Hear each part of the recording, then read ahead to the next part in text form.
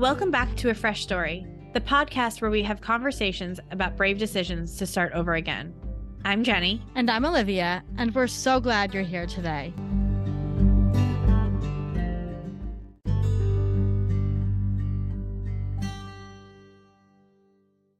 Hello, sister. How are you? I am good. How are you doing today? I'm okay. We had some meetings this morning and the sun is shining, and it's one of those days in New York in the summer that is rare, that it's just like beautiful weather. It's not like disgusting, sweaty, you need to like stop and take a breath every 3 seconds weather. It's unreal, the expectation of how hot it gets in New York. And then like I think about how I used to take the subway into work. And like, how did a person, that's just insane. Like you had to walk to a subway, then walk upstairs sometimes and then be on the subway, which hopefully was cool. It was just awful. I don't miss it. I know. I remember back to the days in my 20s when I would like run up and down the subway stairs, like wearing, I don't even know, like flip flops and like, it we was are not so those hot. people anymore. No, I'm not. I need full shoes and like sitting inside an air conditioned room. Yes. Hard agree. So yeah, we were so excited. So about this guest. So Molly McPherson is like a staple in the community of like public relations. She's a celebrity. She is in the a TikTok celebrity. community of PR is what she is.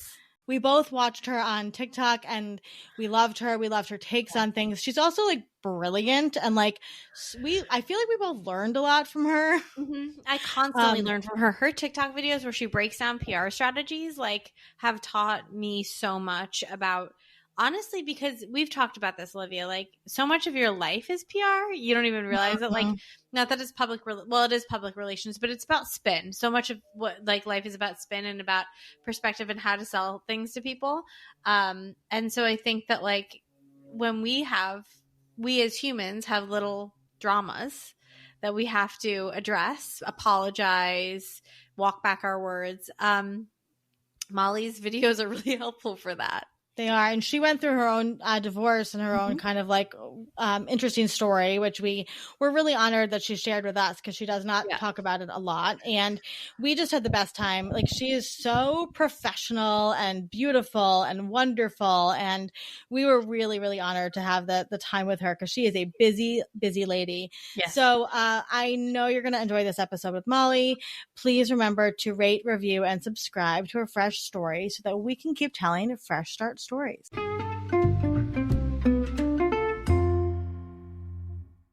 Molly McPherson is a nationally recognized expert in crisis public relations in the age of social media. She is the author of the book Indestructible: Reclaim Control and Respond with Confidence in a Media Crisis, and is a well-known pop culture and PR expert on TikTok. Molly helps organizations manage issues from emerging to crisis by combining her knowledge of current communication practices with years of media and crisis management experience. In addition to hosting the podcast, the Indestructible PR Podcast with Molly McPherson, she frequently speaks to executives and organizations about communication trends, crisis communications, and public relations. Through her experience in FEMA's Office of External Affairs during post-Hurricane Katrina efforts, and as Director of Communications for the Cruise Line International Association in Arlington, Virginia, Molly created a proven public relations framework for responding to a public backlash both online and in the press. On a personal note, Molly is the mom of 4 wonderful children, now all young adults. She prioritizes her relationships with her kids by cheering them on at their hockey games, soccer games, and theater events, as well as attending family events at their schools and universities. Molly enjoys running and is currently training for a half marathon. What I would like to know, Molly, is when do you sleep? I sleep every night like a rock. I'm sure you do. Well, we're so excited. So we both, with a lot of our podcast guests, we kind of individually come across these people on TikTok, and then we're like, we come to each other and we're like, we got to get this person on the podcast. And then our friend Donna Bowling was like, you got to get Molly. So, Donna, that's the connection. Yes, we have Donna to blame for this podcast. Yes, exactly. So Donna's the best. So, we come from a background in marketing and social media and all that stuff. And so kind of have become over the years de facto PR-ish things for some of our clients. And then we have the personal, we're so interested in kind of personal PR with people and like the way people show up on social media.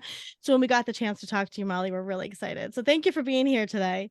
Oh, I'm thrilled. And let me tell both of you, you do an amazing job on your own PR. Oh, thank you. We have to say, we do have the amazing Beth Booker. She is our publicist, and she has carried it. She's the best. Hiring her was the best decision. Yeah. But I do think, our marketing, she always tells us we're her, very good clients and we're good writers. She told us today we were good writers. Oh, wonderful. Yeah. You all are doing it. And I know Donna was a part of it, but I mean, I certainly see your presence online. Thank you. I see it on Twitter. I mean, that's where I see it a lot. And you all do an amazing job. Thank you. It takes a team. It really takes a team. It really does. Yeah. But hiring a publicist, we had no idea what it meant when we did it. Like I kind of had some idea, but it's so all encompassing and it's such a close relationship. Olivia and I always say, like, no wonder people have the same publicist for their entire career. Yeah. Yeah, it's really because they're part therapist too. Oh, 100%. Oh my gosh. Yeah. Therapist, like everything. I mean, it's like Olivia, my fiance, Beth. Like those are like my top three. It's very close relationship. How are you doing today, Molly? I'm fantastic. I mean, it's lately, I will say that I have a number of clients who are kind of going through it. So March, I'm now, designating is the month of crisis apparently, but it's all good. Hey, I mean, I'm in a good business for March right now. So things are going well. That's awesome. Well, why don't you take us back to the beginning of your Fresh Start story? Oh, as she exhales. I'm on the edge of my seat. There's something in my work as someone who works in public relations and crisis communication where I specialize it. And particularly when you're online, and both of you know this, you have to put yourself out there. That's a part of the magic and the authenticity of having social media work for you. And you have to be very open about who you are, and you need to be relatable. A challenge that I have every day, and it's almost an hypocrisy here, is that I am projecting someone who comes across as trying to be knowledgeable on a topic. Like I have it all together. I'm constantly counseling other people through their issues. Yeah. Yet I have navigated a crisis that has brought me to my knees, and the only thing that really sustains you is this love that you have for your children. And you keep this resilience there for your kids.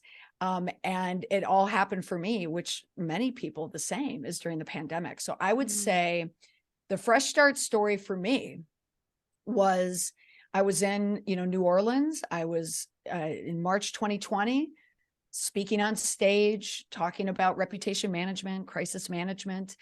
And when I flew down to New Orleans, the airports look fine. When I was coming back, everyone's in masks. I come home. Within a week, my husband was out of the house. Wow. And I was on my own with 4 kids, and also working as a public speaker and someone who trained people in person. So I lost my marriage and my business in a matter of weeks. And my sanity was a little further down the road, but it was quite a time. So that's really when it sounds like a rotten beginning, but it really was a fresh start because it changed everything for me. Yeah, we always say that, like, fresh starts beget other fresh starts, right? They do. So what did the pandemic definitely was like a reset button for everybody, right? Yeah. Especially those of us with in-person, public jobs like that. I got separated right before the pandemic, and I don't think I would have lasted the pandemic. So I very much understand that. So what was that like that moment? Now, your children were teenagers then? Yeah. And it was really awful because I had a senior daughter. So class of 2020, class of 2021 daughter. And then I had twins who are sophomores. So I had 4 kids in 3 years. And what defines our family is we were a military family. We bounced around my whole career, and I'm not as transparent about that. But the reason why I had the career that I had is because I had to follow someone else around. Right. I had to acquiesce, my career and my needs, and, for someone else's, in support of someone else's, which was fine. But it was a challenge, and even the marriage was a challenge for a very, very long time. And like a lot of women, you just say, I'm going to tough this out. You know, we have kids. I'm just going to tough this out. And then a day comes when you no longer are going to tough it out. You just can't. No. So you mentioned you lost your career, pivoted, and your marriage ended. I imagine having created your career in lieu of your husband's career, and having been a wife and a mother of kids that were really jam-packed in those 3 years. I don't know how you did that. I imagine there was a huge loss of identity there. There was a huge loss of identity. Yeah. And I did not have one. My identity was a spouse of someone else and someone else's success. And I don't want to paint it as all negative. There are certainly positive aspects of being in a military family. My kids are, you know, military brats, and they had to, you know, bounce around a bit. My daughter is now in a service academy, you know, so she continues her, you know, her role in you know, in fighting for our country. And I'm very, very proud of her. She's still in school right now. And there's a lot of benefits, travel, people who I met, you know, it wasn't all bad, but but there's something about military spouses for me. I have a soft spot in my heart for them, because we have to do so much for our families and moving, and the service that we were in, we did not have a lot of community. So I was on my own, but I was fortunate to get some jobs, you know, due to where I lived, Washington, D.C., you know, being a big part of it. Two really big and really good, meaty Washington, D.C. jobs that I never would have received had I not been in that marriage, and had a lot of kids in a very quick amount of time. But what came from that is, you know, I've always worked in media, journalism, public relations, public affairs. I've always worked around that. The magic of what happened is learning that crisis communication and public relations is all about human relations. And if you go through a personal crisis, there is no one more qualified and skilled to manage a corporate crisis or a professional crisis. My fresh start is my business. I've been a consultant for many years, a public speaker, a trainer. My business took off because of that divorce. Because I learned everything from lawyers and accountants and therapists.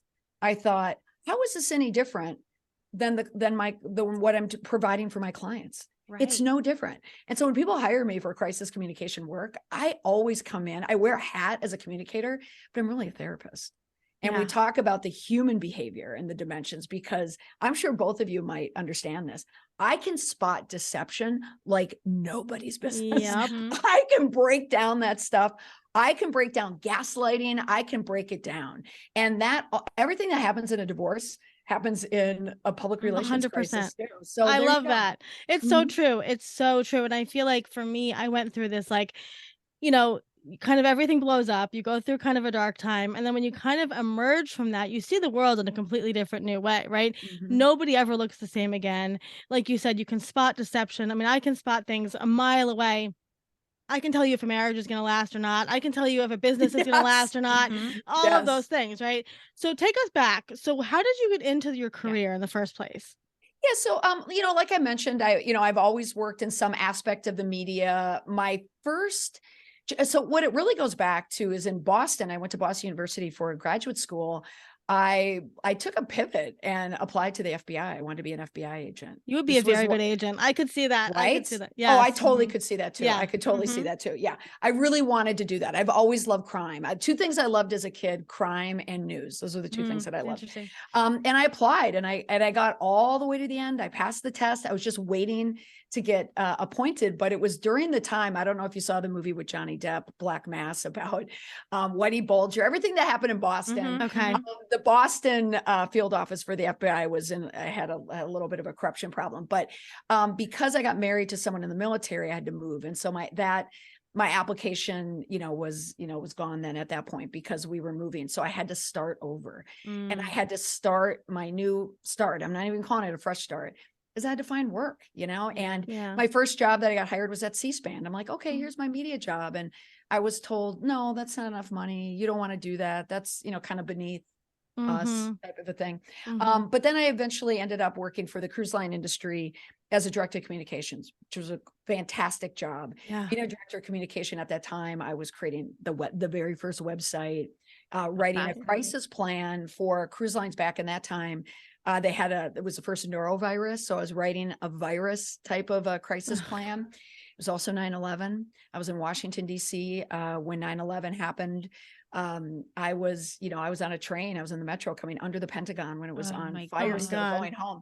So all these iconic moments that happen, I'm really kind of like a Forrest Gump of communication. I was going to say that. Yeah, I really am. I started grad schools when we were the first class to have an email.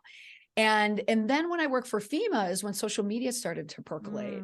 And I knew then that social media was going to be a big part of communication and reputation management. Yeah. And when I was at FEMA, I came up with this idea of, okay, everyone hates us after Hurricane Katrina.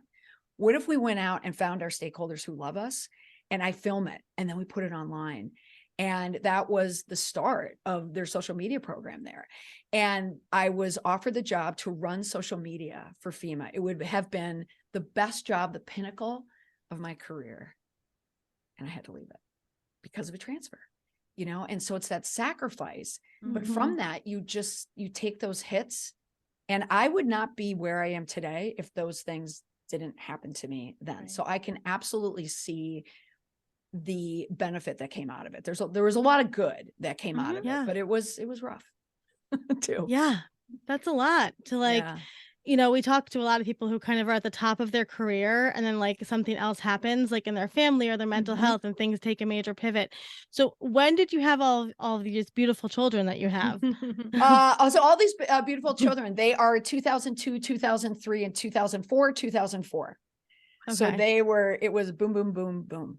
And they all came at once because and I was just one of those women who believed, oh, I'll have a baby at this date and then I'll have a baby at this date. I thought it was so easy. And it turned out for me, it was, and they all came at once. And I thought because, their father was much older, I thought timing wise, might as well do it all at once and we'll become a pack. And oh my gosh, I love my kids. They are, oh my gosh, they're just the best. They keep me young and old at the same time. I love that. So you have your kids and you're working while they're young? Yeah, I'm on and off. There's a time when we were living in Cape Cod and I wasn't working. I was home essentially by myself. My spouse was underway. So I was home alone with 4 kids under the age of 2. It was. Wow, Molly. So there's probably a lot of trauma response back there, PTSD, but all of that has really created a very strong, resilient person right now. Yeah. And you can see that. And I feel like you have to be in crisis PR to be so strong and resilient, because I don't think I could hack it very well. I think I would cry a lot. So I imagine you have to be super tough and know that it's not about you. And so much of raising children is that's not about me either. So I feel like it all tracks. Well, it's a good point that you're bringing up is, how you can wear it, you wear other people's pain. It's so easy to wear your kids' pain. Yeah. But when you're working for someone else, you don't wear their pain. They're wearing it. You can come in to help. So you have this beautiful position where I love talking them off the ledge, because I'm a counselor. It's a communication counselor, but I'm going to talk you off the ledge. I'm going to tell you it's going to be fine. And I'm going to give you a solution. It may not be the one that you want right now. And I may have my job cut out for me to convince you to do it this way. Right. But that's what I like. I love being a communication therapist, if you will. It's really so rewarding. True. It's so true. So the pandemic happens. What is that like? Your kids are all virtual schooling, I assume. Mm-hmm. You're trying to figure out your career. What is the day-to-day in the household like? And you have your daughter that's a senior in high school who loses her prom and everything like that. I just want to also follow up with that. I see. Now I want to cry because it was so awful. So I had a child who was away at prep school. So she was, all my kids are athletes. She was a big hockey player. And so she was away. And then all of a sudden she was home.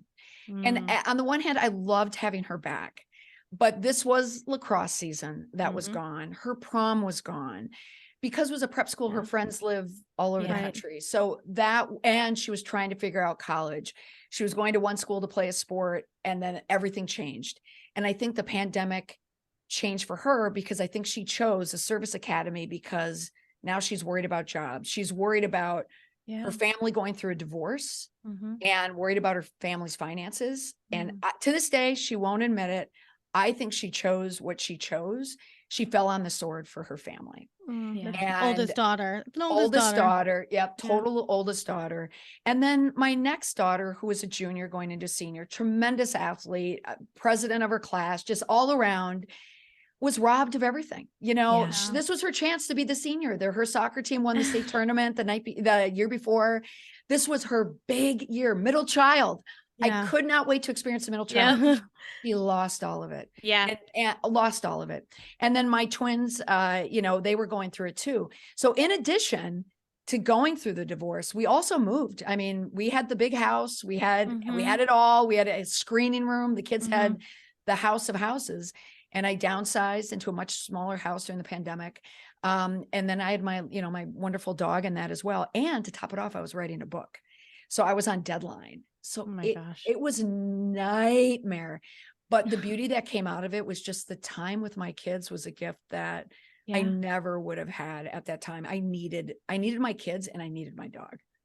Yeah, I very much get that. Because when you go through a divorce, I found like with me, you want to go back to the person you were before you went through the divorce, but you have this added thing that now there's children in your life. And I remember, my boys slept in bed with me for months. They were very little, but it was like, you just want to like hunker down with your kids and say like, let's just get through this. So I really relate to that. So where did TikTok come into all of this? TikTok came in during the pandemic. I was a lurker, at best. And I found myself definitely getting sucked into it. There's no doubt, during the pandemic. But there was just one day where I thought, if I'm someone who claims to be have communication expertise in social media and managing a crisis, I can't say this without being on TikTok. So I decided to jump in on my account and, I tried to make it as private as possible. I had no consideration for how I looked. I was wearing a very nice high-end sweater that naturally made me look like I was 50 pounds heavier. No thought to lighting, makeup, none of it. But I did a couple posts, tried to figure out how it worked. And the day, and like you hear this all the time, the day of your last post, when you say, this is not worth it. And, I looked at it, I went to bed and I looked at it and I woke up and it had like 60 views. And I said, forget it. I'm going to go down. I'm going to run on the treadmill. When I come up, I'm deleting TikTok and I'm going to be done with it. But when I came up is when I put on my readers and I realized it wasn't 60. It was like 6,000. Oh my God. Oh, I see. Okay. I see how this works. And then you start to figure out the algorithm, you just take time with it and you realize, oh no, this is my space. And the reason why it took me a while, but the reason why I like it, which going back to just being a Gen Xer, we are the broadcast television generation. Yeah. We are the generation that loves video, that understands it. And I thought, no, this is my perfect medium. And so from that, I just got better. It was definitely rough, but I just followed other people and just found my voice, which is just helping people through explaining other crises that other public figures do. I love when you break down people's apologies. Like, I love it because I think it's so it's so fascinating. It's all about connection or how they're missing connection. And it's such a fascinating thing. And I've definitely learned a lot from the way that you break down apologies. Oh, well, thank you. And it's hard because I don't want to be the person who deems an apology, good or bad. I'm far from perfect myself and far from written the best apology. But this framework that I created around this idea of indestructible PR was born from the cancel culture, when people would just be canceled, sometimes deservedly so, but other times people just mobilize and decide, you're done. It's your time. And we're going to get rid of you. So I analyzed it within an inch of my life. I was so fascinated by it because it was a crisis online. And then I started to notice, okay, what gets someone through it? What are they saying? What are they doing? And then I mix it with therapy that you learn through divorce. And it's this idea of what happens in so many divorces where you have some people who own everything. Yeah. And many times there's a spouse who refuses to own anything. And when they don't own up to mistakes and problems, then problems continue for them. So it's this concept of own it, explain it, promise it. In order to get through anything, you have got to own up and admit or acknowledge or apologize, whatever it is, to what happened. And then people will then put you in a different place where they'll listen to the reason why it happened, and then more likely to forgive you. So it's this formula, yes, but it really is a human process that you're bringing people to. And I have yet to see the formula not work, and you can use it anywhere. So I'm always looking for it in these public statements. I was going to say too, is that something you taught your children about apology? Oh, my poor kids. They have to listen to all my Mollyisms out there. But yeah, my kids, and I know both of you can relate to this too, is what suddenly became a priority in my family was character. Everything is about character now, because the kids will come home, whether it's sports or school or teachers, whatever it is.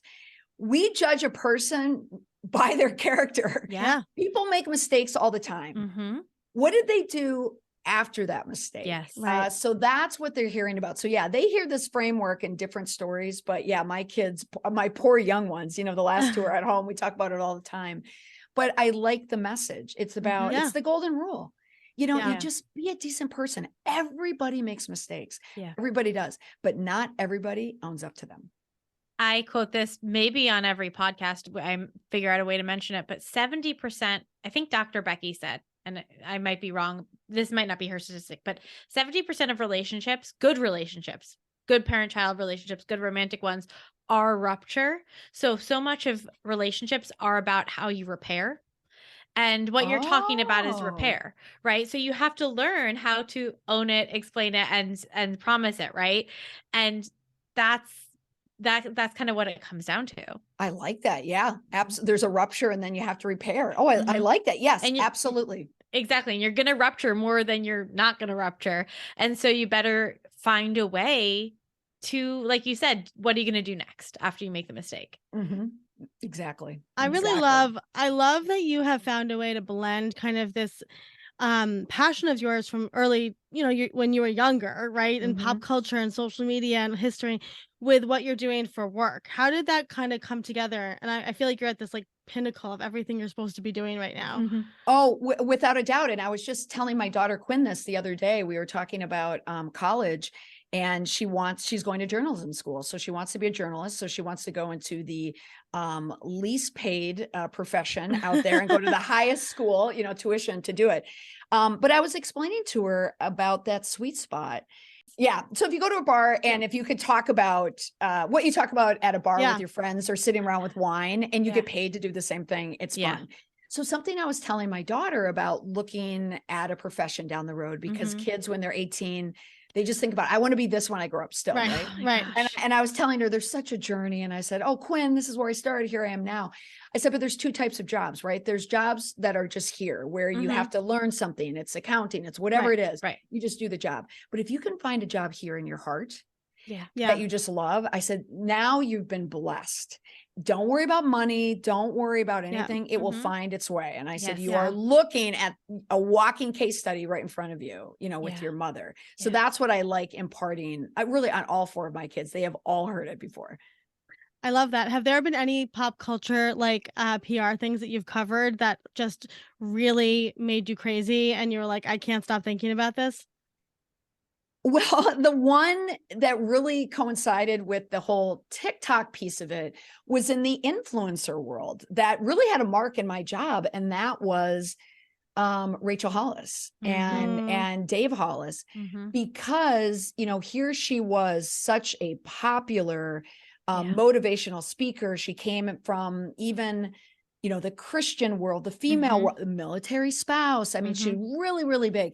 And I'm always fascinated when people can cultivate a base. So whether it's a president, you know, Donald Trump or Rachel Hollis, but then to see an act happen, a rupture, if you will, Jenny, and then what they do, like what caused it to fall, and then the mobilization, and then what did they do to repair it. So why I was so fascinated by her is because her rupture happened on TikTok, which fascinated me.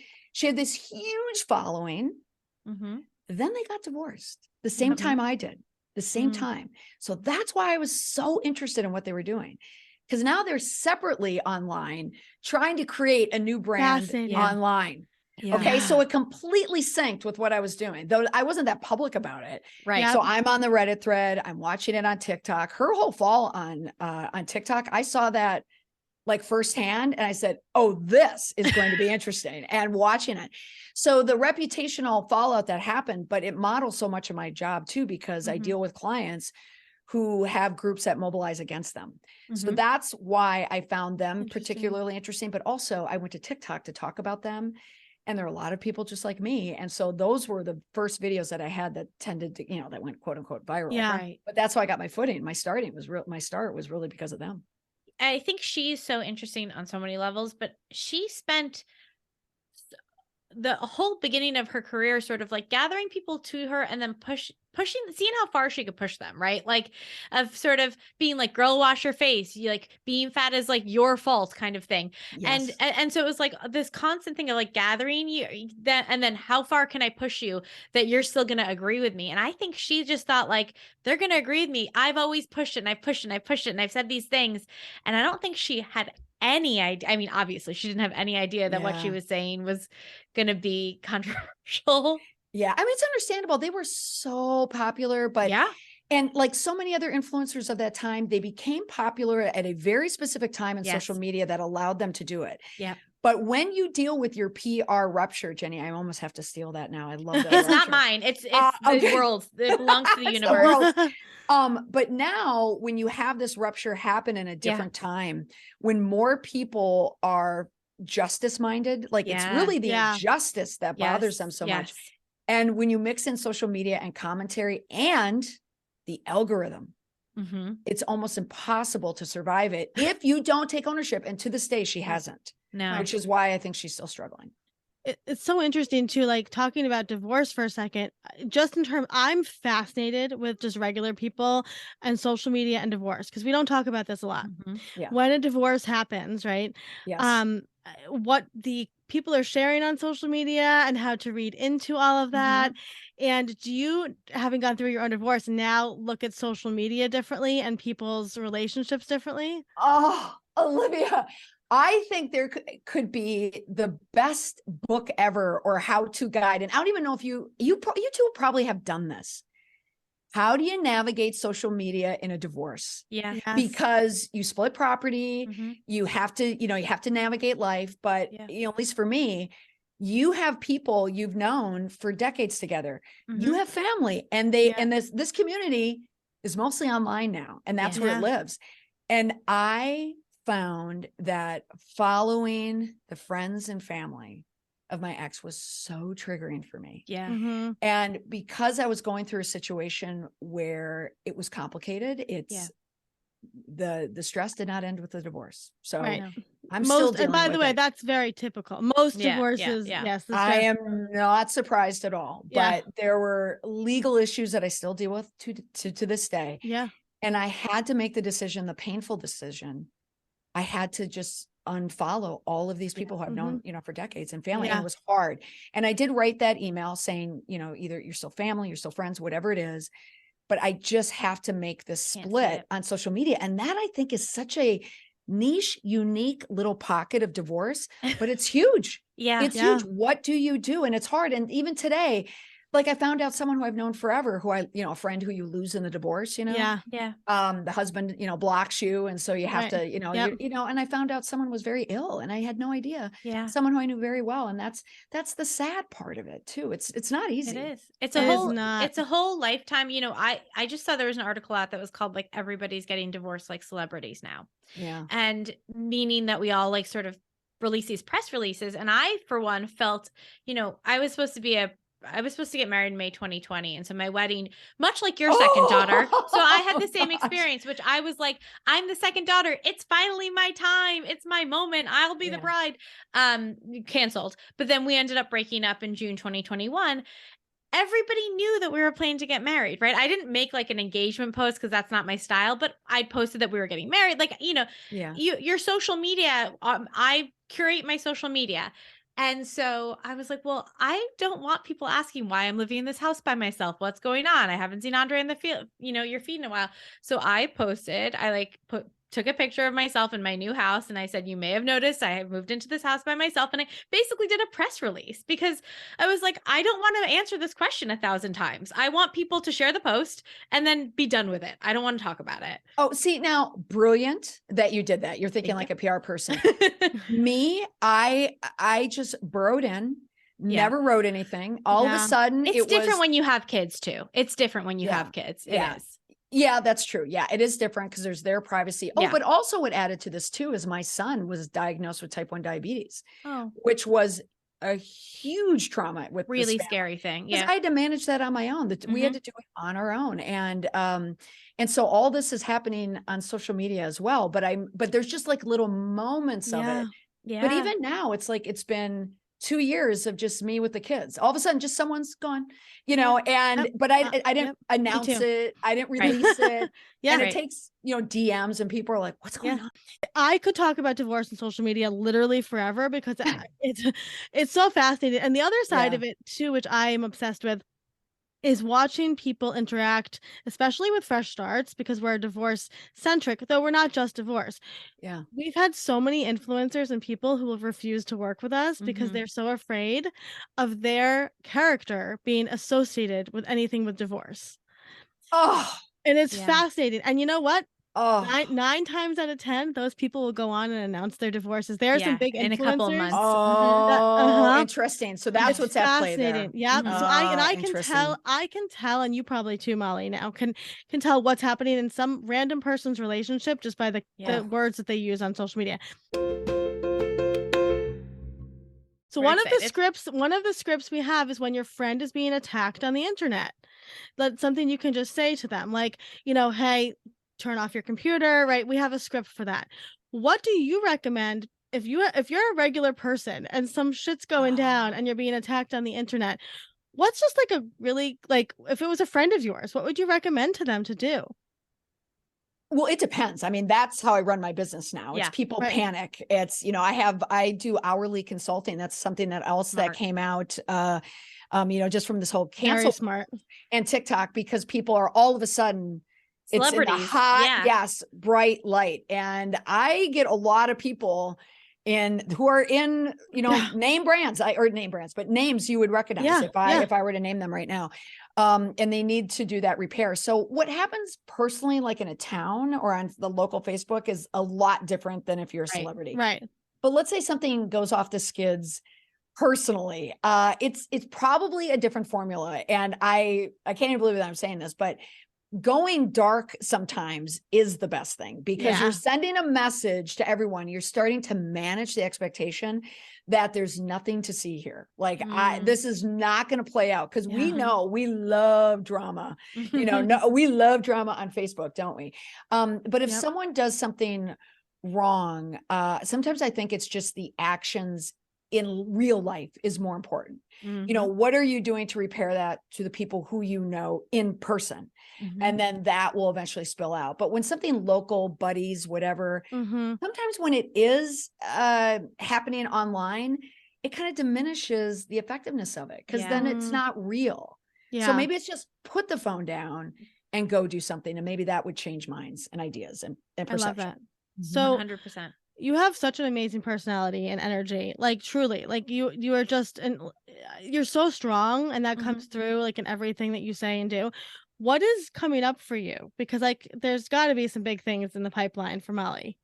Oh my gosh, I love this interview. Well, what is coming up for me, I don't know. I mean, in a couple months, I'm going to be an empty nester, and I have been buried for 21 years. I mean, I've been in a hole for 21 years, just trying to get through whatever metaphor. I'm either in a hole or the water is like right under my nose. Yeah. I know. Yeah. I mean, I have had a hard run.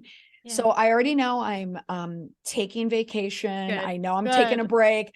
I just talked to someone today, someone else who went through a divorce, and he and I were both saying we don't have it in us, you know, to be in this very, very serious relationship in life, because I'm still going through it, you know, right now. But and we were saying, let's just, you know, have fun. So that fun is going to be around Bruce Springsteen in the future. But anyway, always. I do have, like, someone did approach me about a television program. That's amazing. You know, like based, you know, on me, that got, you know, that got to definitely a pitch stage, but I was not ready for that. And part of that was just for privacy, reasons, because I would have to address other things. I would love to write another book based on what I do on TikTok. So that's something I'm probably angling for right now. But I want to speak now. Now I want to get back on the road. I'm not at home. I don't need to be at home anymore. Right. My beloved dog Finbar. I lost him last year. I'm so sorry. Thank you. Dogs. Oh my gosh. We lost our family puppy December 8th, 2022. So I very much understand. Oh, you know. 2021. Sorry. Yeah. 2021. I'm coming up on the anniversary in May. It's awful. It's awful. And I want one so bad, but I thought, no, I need to explore and be me. So give yourself freedom. Yeah, give myself freedom. So I just want to ramp up my speaking again, hopefully write another book, and just keep on doing the consulting that I'm doing. I absolutely love it. I love my job. So I'm really excited about the next phase of my life. I love that. Well, we're excited to watch you. So if somebody's going through a fresh start in their life, what would be some general wisdom that you could impart to them?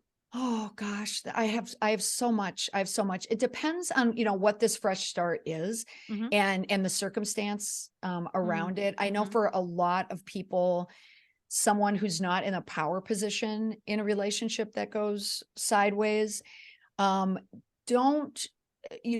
time to write your new story for yourself.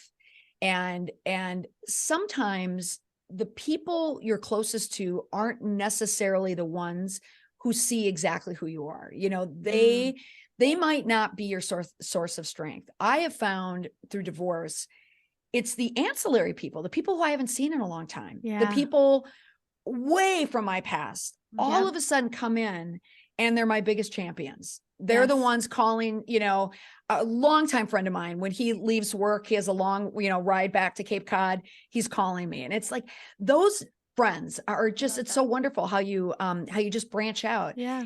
And I'd say for myself is I had to find the old Molly, not the Molly who got married Molly, but the Molly before that, like the Molly who applied to the FBI. Yeah. That's who I picture myself. I mean, I'm a lot older than that one, but that's who I'm trying to reclaim. So reclaim who you were when you were at your strongest, your fiercest. And that becomes the person you want to be. And I think it really does get you through a lot. I love that involves Bruce Springsteen for you too. Yeah. Well, back then, not as much. I was definitely more than, this is what I'll say. It was, I'm also going through my college rock alt phase, you know, my 80s and 90s, going to all the concerts. So that's where I'm reclaiming it, Jenny. So thank you for mentioning that. Yes. I was amazed. He sold out. My fiance lives in Edinburgh, and he sold out in Edinburgh. And I was like, there's that many Bruce Springsteen fans there. Oh like, my gosh. I was going to send him. I was going to be like, here, I got your ticket, but you can't get tickets. He's so popular. He's so popular. And I had heart palpitations trying to get tickets, but I just went 2 weeks ago, I think, in Boston, and then I'm going again. Oh my God. I love that. I'm sure he was amazing. I love that. I love you said perfectly what I've been feeling for a long time. As you go back to, like, for me, it's like 15-year-old Olivia, right? Sitting on the floor, listening to 70s music and thinking I'm, you know, going to be friends with Carly Simon, you know, like, I just love that. You know, I think it's the same thing. And I had the same experience. I have my childhood friends who came back in and kind of helped pick up the pieces and, you know, supported me. So I love that what you said, I feel 100%. So last question, and it's the hardest question, Molly. What was the last thing that you ate and truly loved? See, this is a guilty pleasure answer. Let's hear it. And it happens every single year at this time, where March comes in, you're starting to shed a little of that winter weight, but then Easter is on the horizon. And those Cadbury eggs, I knew that was coming. Are coming out. And I love a Cadbury egg where you can just chew the shell a little, and then you have the chocolate. And if you mix that with Reddit, and so that's my problem. So last night, it's 11 o'clock, the most dangerous cocktail of Cadbury eggs and Reddit. So but funny. It can't take away that it's absolutely delectable. It's so perfect. It's a perfect dish. Well, Molly, we're just so honored that you took the time to chat with us today. Thank you for sharing everything. You are a powerhouse, fierce, amazing human who is out there changing the world. And we're just really honored to chat with you and have you in our orbit. Oh, thank you. I was looking forward to talking to you too, as well, because it is like a therapy session. And because when you talk to people who get it, there's nothing more special than that. And this was special. So thank you so much for inviting me.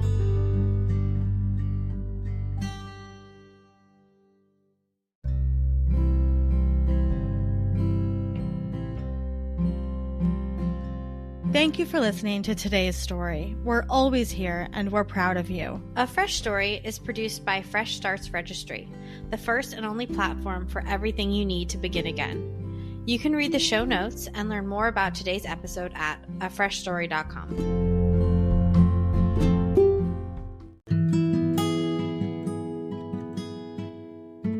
As always, we want to remind our listeners that while we strive to provide accurate and helpful information, we are not medical doctors or mental health professionals. We want to remind you all that the information shared in this podcast is not a substitute for professional advice. We highly recommend consulting a qualified healthcare or mental health professional for any concerns or questions you may have. Remember, we are a podcast, but we are not licensed medical professionals. Always consult with your healthcare provider for any medical decisions. And as a gentle reminder, all opinions are our guests and do not necessarily reflect our own.